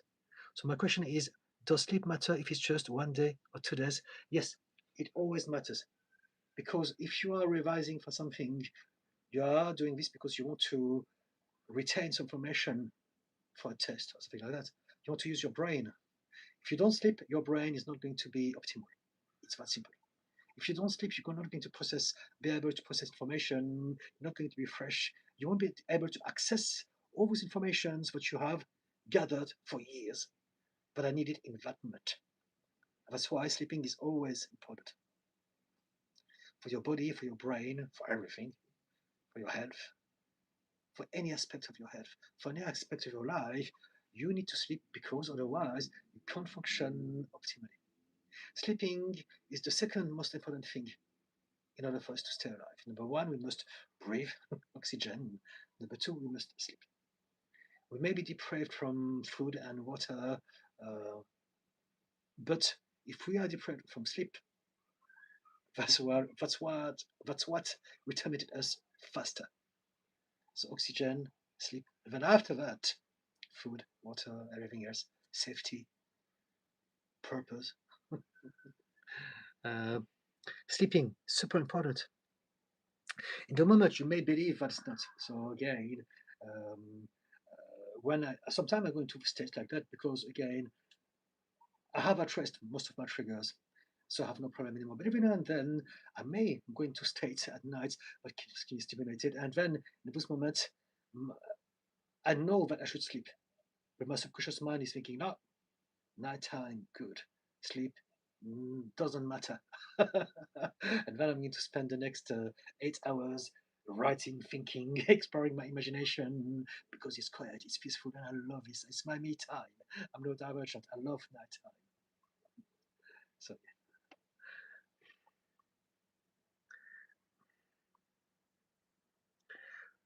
vortex script. So I read that for examinations. So yes, yes. So for examinations, you want your brain to be optimal. If you don't sleep, it may seem like good math, spending more time studying, but it's like you, I don't know, um, it's like you spending more time loading your car with a lot of things that are important for you to take somewhere else. But then you have no gas to get the car started, so you can't even move, so you can't access those informations. Uh, I hope that my metaphor was clear enough. Univergasis. Oh, that's a nice name. Univergasis. You have a great prosody in your voice. Love it. Great rhythm. Thank you so much. Yes. Prosody, I think it's the pace, the cadence, the rhythm. Thank you very much. Um, I think I have developed this through creating my content for the social media. Um, Before that, the way I expressed myself was very chaotic. Again, ADHD, CPTSD, and so I would be all over the place, saying the wrong things, being unable to articulate properly. But because of the social media, I've learned how to pronounce English properly, how to pace myself, and how to deliver a message in a way that people can understand. So thank you for noticing it. I appreciate the prosody. Thank you very much. Vortex script. By the way, what do you think about subliminal audio frequencies? If you haven't heard about, please search it up. So I'm going to search it up now. There's a lot of different terms sometimes to to say the same thing. So I don't know yet if I know about it or not. Subliminal. Subliminal frequencies, yes. So subliminal means that it's happening at a subconscious level, right? It's not subliminal, it's one word, subliminal. Audio frequencies, yes. So basically there's some recording hypnosis typically that will create some suggestions that will affect you subliminally. Like subliminal messages is that subconscious, essentially. So this is a part of the things that I do. A part of my work is to create audio recording to do with which aspect of our brain, of our mind you want to update. And we can do this also partially through listening to some recording that will rearrange your program subconsciously when you sleep or even when you're awake. Yes. Vortex script, just a dot. Kevin, I just did your grounding technique. So I'm grounded using my senses. Fantastic. My muscles and breathing, you taught me, did it. Fantastic. Thank you so much, Kevin. I'm glad that you remember and that you're applying some of the things that I talk about. Thank you, Kevin. And I'm glad it's working as well. Pumpkin puff. Yes, that makes sense. I'm thinking that the ego is a cause or a reason for actions, but it's more complicated. Yes. It's a perspective. That's it. It's a point of view.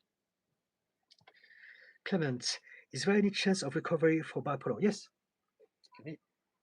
I was all over the place for a long, long time, and I haven't had a hypomanic episode in ages. I don't think it's gonna happen anymore, and also I haven't been in those dark places either.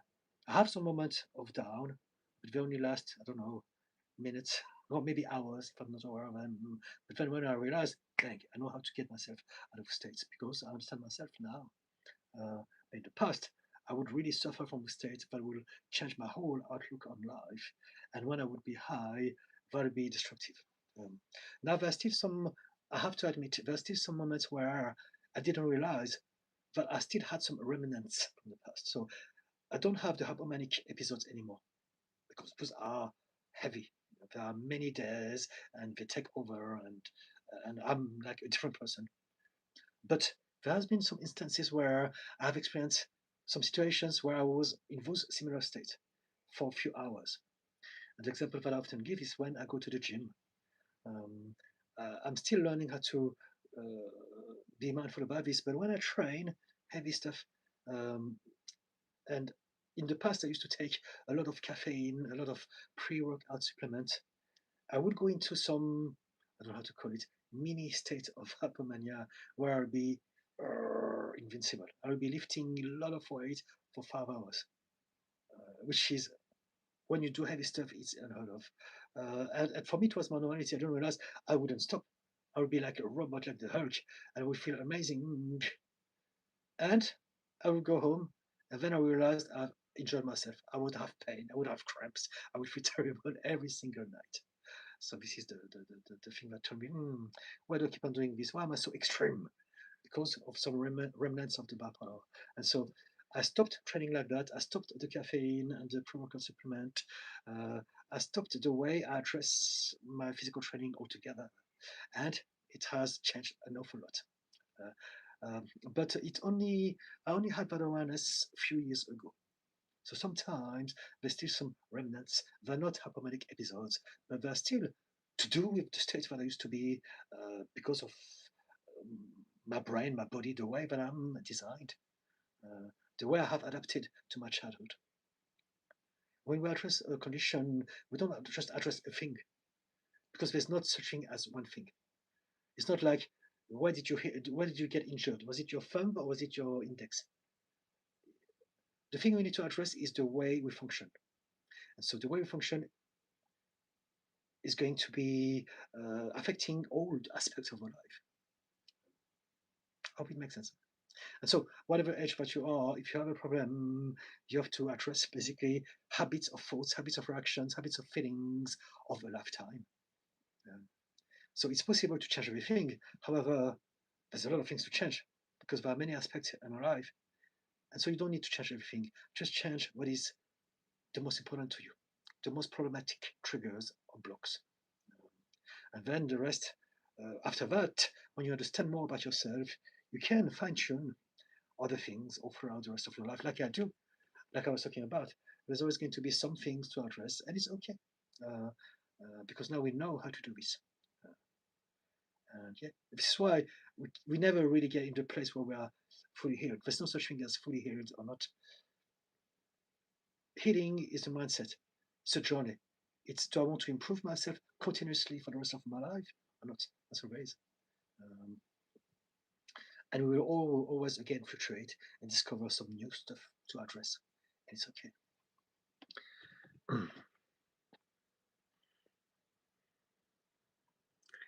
But yes, but as far as the symptoms of bipolar are concerned, it's absolutely possible to recover. Not just me, but I have addressed a lot of people. And BPD is the same. It's absolutely possible.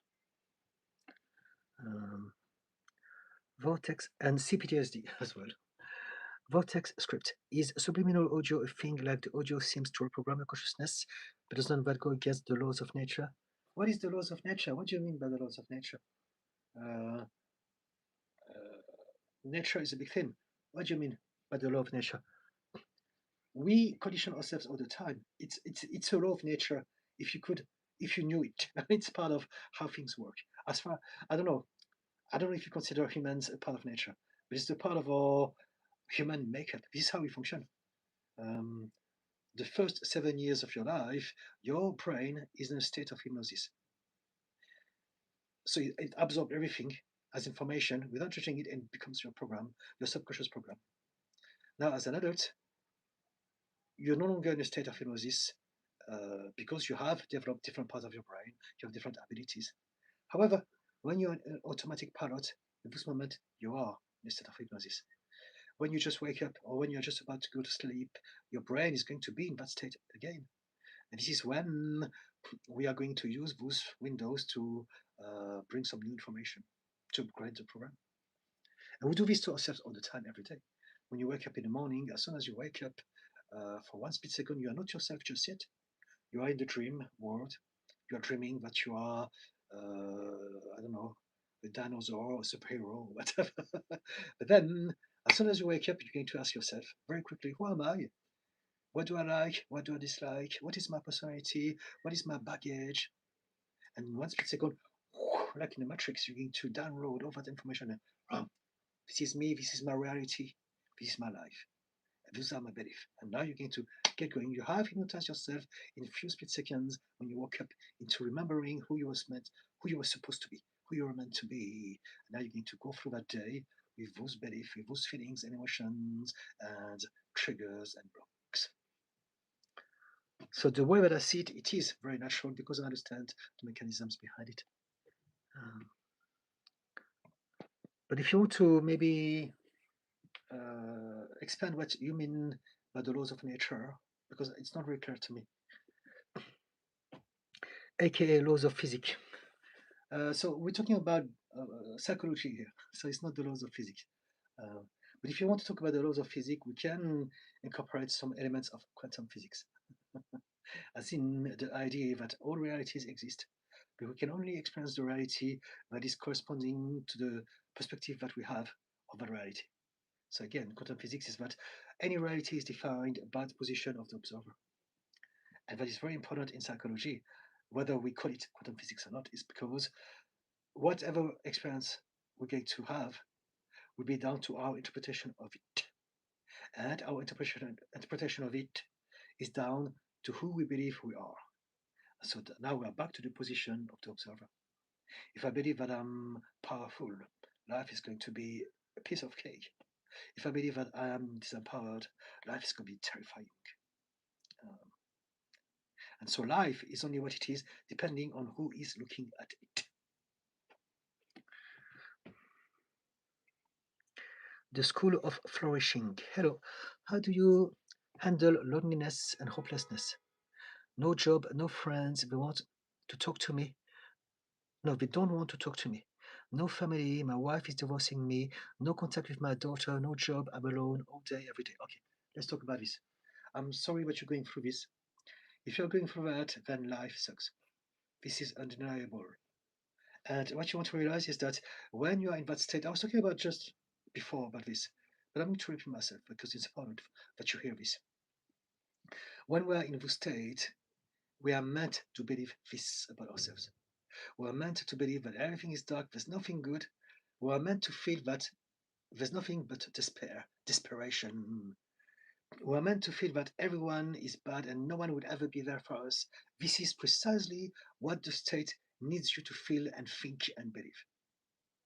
But it's not a truth that has to be ongoing. It's only true to you, it's your reality, it's valid. But it's only true because you are absorbed by that state. And the way that I explain it, the way that I just explained before, is as such. I and many people have been in your shoes. And when we were in your shoes, we believed truly, sincerely, absolutely that nothing would ever change. We believed that everything was dark, shitty, uh, painful, horrible. We believe that that's all that we ever had and nothing will ever change and the world is the way it is. We really believe it with all of our heart, with every fibers of our being. We believed it. And yet many of us have changed, have heard, are happy, and no longer believe this. So my message to you is that whatever you feel, I know that is true and it's your reality, but it doesn't have to be. You can change. Whether you're able to realize this or not yet, you can change. Many people, just like you, believed the same thing as you are believing now, experiencing and feeling the same. I mean, used to experience and feel the same, and are no longer going through that anymore. So, how do you handle that? It depends. We're all different. The first thing that you want to do is to just accept what I said to you. Just that. That's enough. Spend time thinking about it, and then allow for the next moment to bring you some new thoughts, some new options, some hope. Right? This is what I'm trying to do here, to remind you that there is hope. If you are still alive, despite all those things, it means that something, somewhere deep inside of you, is hope. You may not be aware of it. It may be too too deep within your subconscious mind for you to be aware of it consciously. But if you are still alive, it's because there is hope. Otherwise, you wouldn't be alive. You see, humans are very fragile. If there was no hope, it would be so easy for us to no longer be here. And yet we are here despite so much horror at times for many of us. And so I want you to realize that at a subconscious level, somewhere within you is hope. And knowing that it's there over time will allow it maybe at some point to come out. And to remind you, you know what, it can get better. I can try something else. Or maybe I can just accept life sucks, but it's okay, nothing lasts forever. Hopefully, tomorrow will be better. I'm going to sleep on it and see what happens the next day. Um, what we want is to accept that we can't change our life like that, just like that. Right here, right now, I want to change everything. It sucks. I hate everything about myself. We can't do this. We want to realize that this is what it is at this point in time. However, everything changes. Nothing lasts forever. So maybe something that you want to entertain is the thought that nothing lasts forever. Just that. If you use your logical mind, you know that everything and everyone in this universe changes constantly and inevitably, each moment, all the time, everywhere. Um, that's called evolution, expansion. Um, we will change in some capacity, in better, in worse, and so do you. You change as well.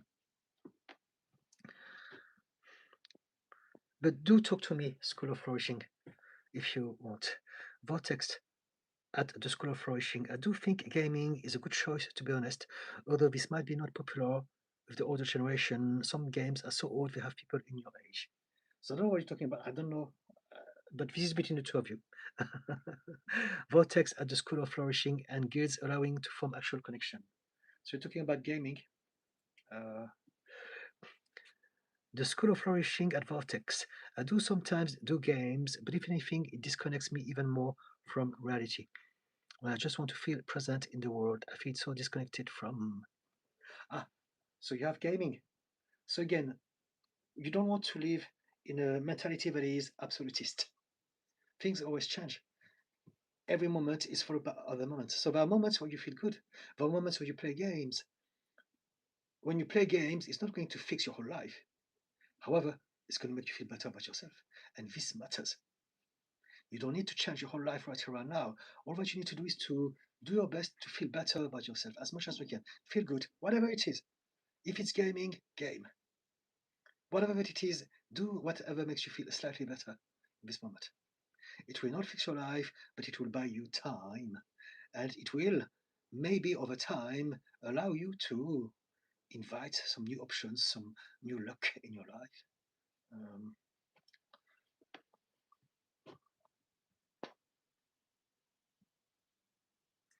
Clement, thank you. Thank you, Clement. The School of Flourishing at the Diary of a Human Being. So that's for me. No one understands me apart from my wife, and she's now leaving me for something that happened. I honestly have never felt so low in my entire life, my friend. I'm sorry that you hear that. So tell yourself, no one understands me yet. Maybe no one understands you because maybe you don't understand yourself yet. Maybe the work is for you to learn how to understand yourself first. And then once you understand yourself, then people will start to know who you are and start to understand you as well. Do you understand yourself? Do you know who you are? Most of us, we don't. So maybe this is where you should focus your attention and time on. Uh, Everything that happened to you was the result of a lot of parameters that you had no control over. But you can still learn how to understand how your past affected you. Um, it's a big conversation, but the depression, the, the negative outlook that you have of yourself, they are a perspective that you have of yourself. If you had a different perspective, you would see something else.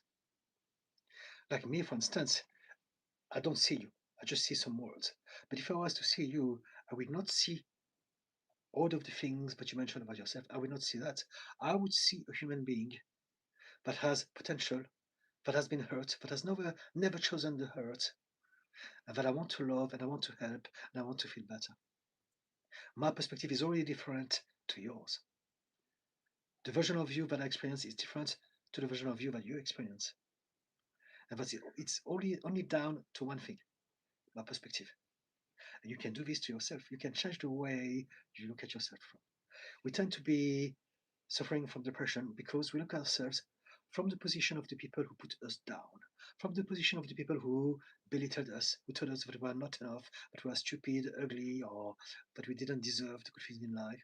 So because of that, we keep playing those thoughts in our mind, And it is those thoughts that create those states in our body that create our reality.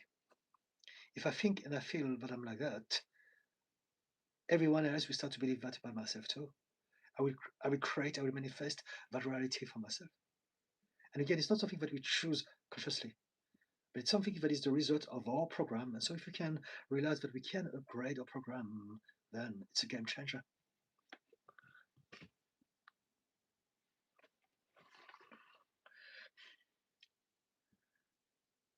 It's like me. No one understands. I'm going to tell you the truth. No one understands me either.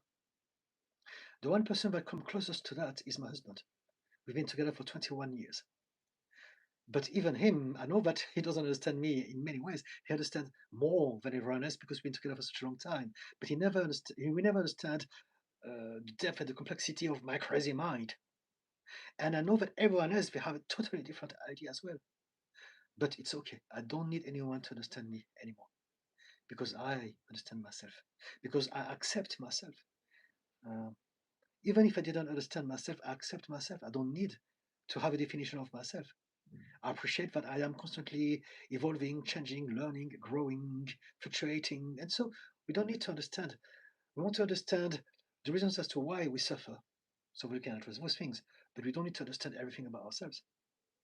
And so I don't need people to understand myself either. Again, no one understands me. My family, my friends, my acquaintances, my neighbors, they all have a different version of me. And so do I. And it doesn't matter. It doesn't matter. Um, I think what you want to do is to feel connected to someone.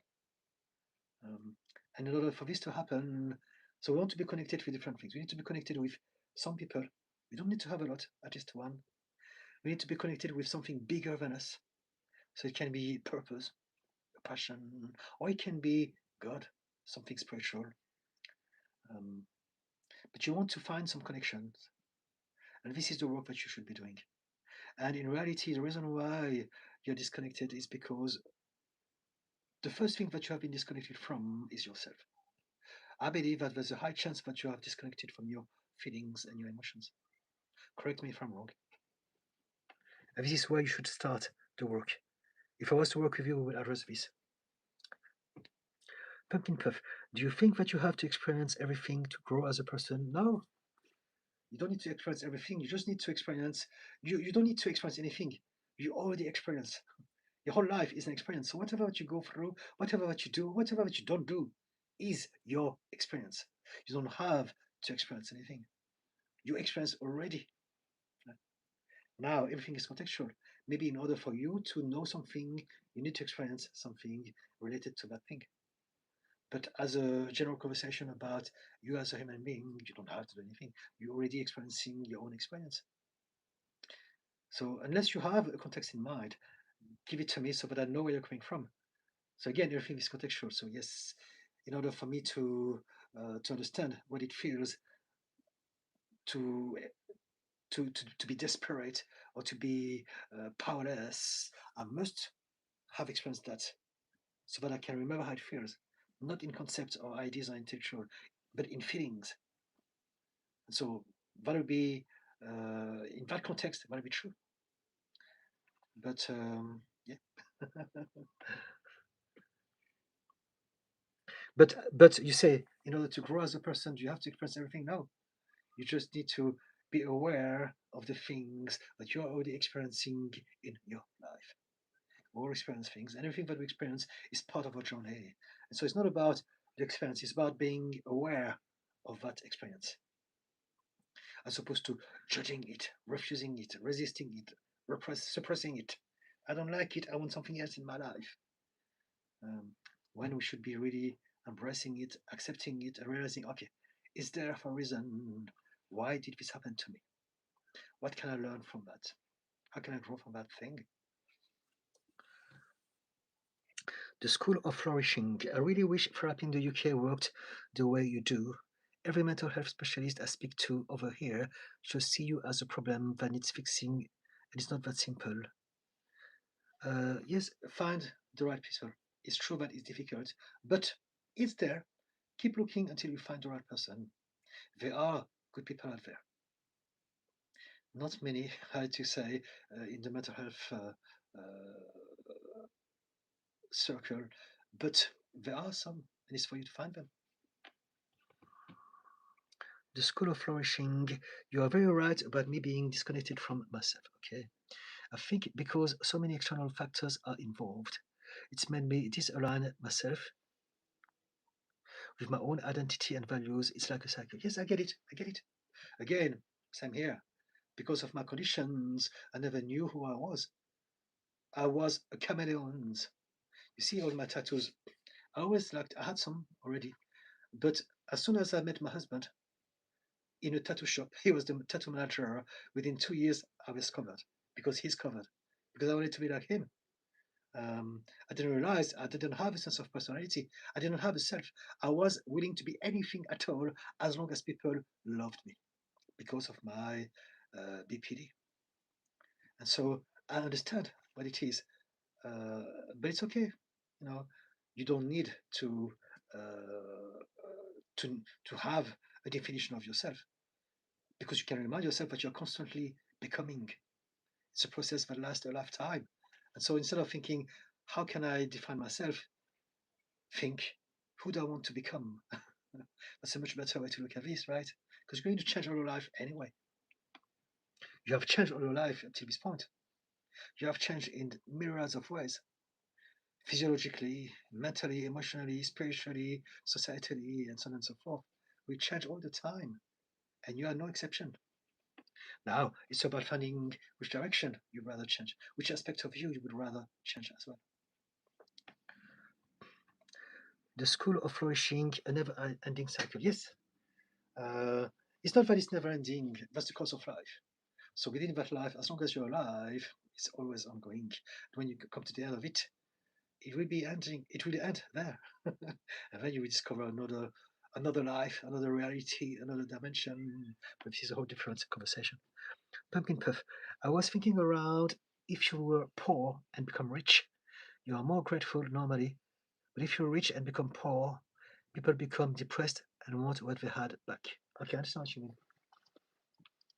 Um, so everything is about contrast. If you focus on what you don't have, then you're going to suffer. But if you focus on what you already have, now you're going to be happy.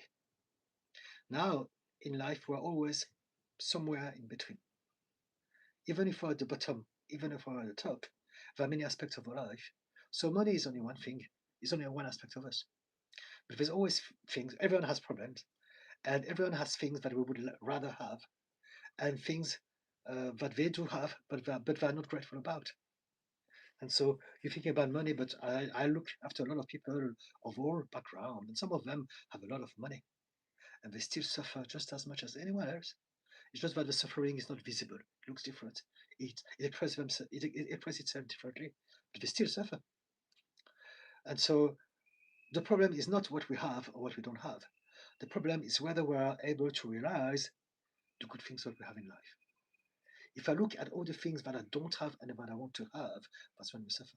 And so your example is that if someone has been rich and they lose everything, by contrast, they will focus on what they don't have. Uh, but again, everyone is different, and it's possible to learn how to have a more flexible mindset, regardless of the situation in life. And if you can do this, then you become invincible because you are no longer defined by your circumstances. You define it by choosing to look at it from a different angle. Pumpkin puff. The silver spoon babies tend to be very spoiled and crappy humans, but if you grow up, poor people tend to be more humble. So this is not true. There are some people are like that, but it's not the general truth. This is what you look but this is what you see because probably you come from a background that is poor. Like me, right? But it's not like that. There are some poor people who are terrible, who are evil, who are wicked, who hurt others like tremendously for X, Y, Z reasons. But still it happens. And similarly, there are some rich people who are kind. It's not because they're rich or not, it's for also different reasons. There's a correlation and there's a causation, and we tend to confuse both. Uh, It's true that there are some silver spoon babies that are despicable, but there's also some babies with nothing that are also just as despicable. And conversely, there are some babies who are from those side who are amazing, who are kind. So we don't want to categorize and put everyone in the same bag, just like that. Um, if you are telling me that, it only shows me one thing, and I understand this because I was like that for a long time, and I'm still working on that. It tells me that you have a scarcity mindset and you have some resentment towards those who are born lucky, and I get it. I used to have this. I used to be jealous of people who are lucky. I used to be jealous of people who are rich. I used to be jealous of people who are beautiful. I used to be jealous of people who loved each other. I was jealous because I believed that I could never have those things. So I hated them. I hated all those beautiful people, people in love. They made me want to cry. They made me so sad. I wanted to kill myself all the time because I was thinking, it's so obscene. How is that fair that they have everything? Everything seems so easy for them, and it's so hard for me just to survive the next moment. And that made me angry, and I was resentful, and I was jealous. Um, but it took me a lifetime. Now I no longer see things from a perspective. I understand that that's only because I had my wounds still. Now I don't have them anymore, um, and so I see things differently now. I see people as they are, and we never choose our bringing or social class or any of those things or looks. We don't choose. Um, we'll do our best with whatever the universe gives us, and also there's much more to see than what we see. Um, Again, we don't know what's happening behind what you see. And so many people I look after people who are not only very rich, but some of them are very famous. And and and, and most people, when they look at them in the newspaper, in the press, in the media, they can't imagine the things that they're going through because they're showing different side of themselves, of course. Uh, but don't believe everything that you say, that you see on social media. People are people. We all go through our experience. We all have our trials and tribulations. We all have a test. That's life for every one of us. Pumpkin Puff. I have some typos in there. Sorry, it's all right. I'm used to them. The School of Flourishing owned my grandparents' home. I renovated it over £100,000. My wife now wants me to sell this house and give her all the money. The house means more to me than money, but it's hurting me a lot. She wants all the value of the house, which is like £300,000, leaving me with zero to start again. I could give her 150,000, but she's still refusing that. I'm scared she will be the reason I lose the house. So I don't know what to do about this. I don't know how to help you out. You need to seek some help, some professional help to help you see what sort of rights, what sort of things that you can do. But I'm not a financial advisor, so I won't be able to help you with that. Find the right person that can help you with that. Pumpkin Puff. Yes, I feel like money makes so many people rotten and entitled. It's not the money, not at all. A lot of people with no money are just as terrible because they want the money, so we do anything to get that money. And so it's just your perspective because of your own projection of your scarcity mindset. And again, I'm not saying it from a bad place because I had this most of my life. I totally get it. Um, you're only zooming on some people, and they happen to look like that and to behave like that. But if you could zoom out, you realize that there are all sorts. And the fact that they are rich or not doesn't make any difference. There are good and bad people in everywhere. And the people that we label as good or bad, there are also people who change. So no one is always good or always bad. We all go through our own journey. Like me, if you looked at me um, before 2008, I was a bad person for many people. And I wouldn't blame them. I get it. I was a bad person. From my eyes, as far as society is concerned, I hurt a lot of people. But I couldn't help, and I've changed. People change. Not everyone will change for the better, but we don't want to judge people because of what we see, what we believe about themselves. We want to realize that whatever we suffer from is always a projection. If we zoom into something, it's because we have a problem with that thing. we are trying to solve our own pain by addressing the projection of it. Pumpkin Puff, that's true, everyone has struggles. Yes, absolutely. The School of Flourishing, how would you help me? How would you help with the feeling attached to that? A lot of it is anxiety and overwhelm. If we're going to work together, I will get to know you and we'll discuss this together. Right? At this point in time, I don't know you. So again, disclaimer, I'm not giving any professional advice in that live stream because this is not a professional setting. For me to give you professional advice, I need to know some of your history. I need to be able to speak to you and see you and focus solely on you. And then eventually I'll be able to give you some advice. But at this point in time, there are millions of reasons as to why we suffer, and so I can't really help you. If you want to organize a discovery call sometimes, we can do this. Again, the link to my website should be somewhere on my bio. Find me there and get send me an email from there. We can discuss this. But I can't give you any advice because I don't know you yet. If you don't want to do this discovery call, you can do something else. Come back on my live stream. I come here every Wednesdays and every Fridays, every week from 6 p.m. UK time, and I talk to people about up till 8 o'clock. So you can always talk to me. You can continue the conversation. I've done that with some people there on my channel, on TikTok or YouTube, or both.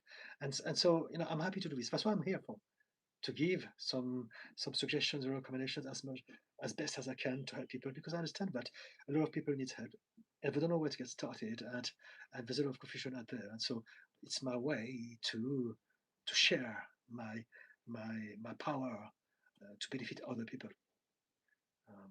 So yeah, um, but just right around now, I won't be able to tell you, I'm afraid. Maybe the next time, come back again. I'm here every week, so come back next week and we can continue the conversation. Pumpkin Puff, you're right. I'm projecting, but you make good points. Thank you, Pumpkin Puff. Thank you, Didi. I hope you have a great weekend. Thank you so much, guys. It's past 8 o'clock, so I'm going to go now. I wish you a fantastic time, wherever you are, great day or great night. Thank you for watching until the end. Remember, I am on TikTok and YouTube. If you enjoyed the vibes so far, please subscribe. I appreciate your support. Um, I come here twice a week, every week, like I said. So if you find this interesting, do come back. And also remember that all of my live streams are to be found, available to be replayed the following day. So if there's anything that I said that was interesting, you can retrieve this information sometime tomorrow. And finally, if you need more details about me as a therapist and coach, again, there should be, I never checked that, but there should be a link to my website on my bio.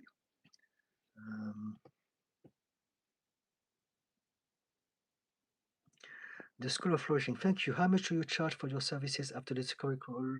I only tell my prices during the discovery calls. So if you want to know, we have to do this. Otherwise, I don't divulge my prices. Genji, have a good evening, Didi. I hope you get to enjoy your night walk if you do go out. Yes, I will go out. Till we talk again, my friend. Thank you so much. Guys, love you all. Remember to be kind to yourself, no matter what, as best as you can. Okay? Bye-bye for now.